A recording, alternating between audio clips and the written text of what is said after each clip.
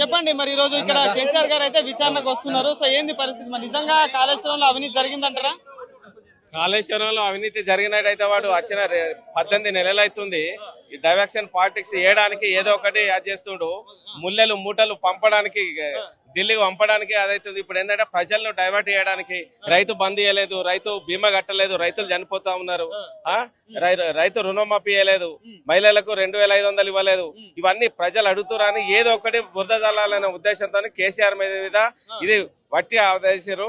మచ్చలేని నాయకుడు కేసీఆర్ గారిని అబండాలు చేయడానికి ప్రయత్నం చేస్తుండు కానీ ఆయన లెక్క ఓటుకు నోటు వేసిన దొంగ కాదు, కేసీఆర్ ను విమర్శించే స్థాయి కాదు. అంటే కాళేశ్వరంలో ఒక్క ఎకరా కూడా నీళ్లు పారలేదు ఇంతవరకు అని చెప్పేసి మాట్లాడుతున్నారు. నిజమే అంటారా? నిజం కాళేశ్వరం పేరిట ఒక ఎకరా నీళ్లు పారలేదు అంటారా?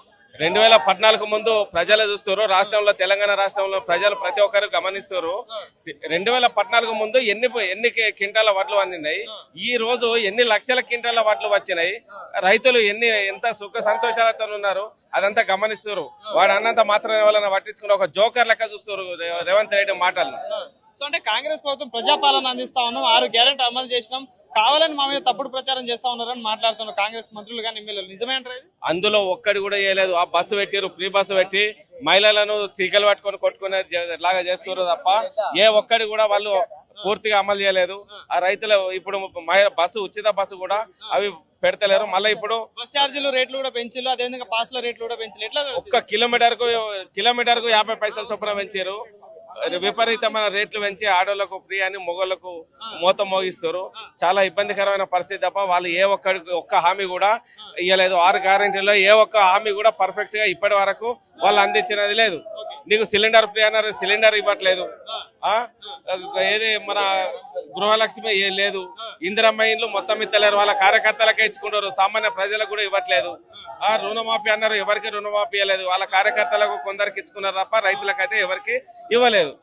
10 ఏళ్ళు బీఆర్ఎస్ పార్టీ అక్రమంగా దోచుకుంది, రాబందుల్లా దోచుకొని తిన్నారని చెప్పేసి మాట్లాడుతున్నాడు రేవంత్ రెడ్డి. నిజమేనది? అసలు దోచుకున్నది ఎక్కడండి?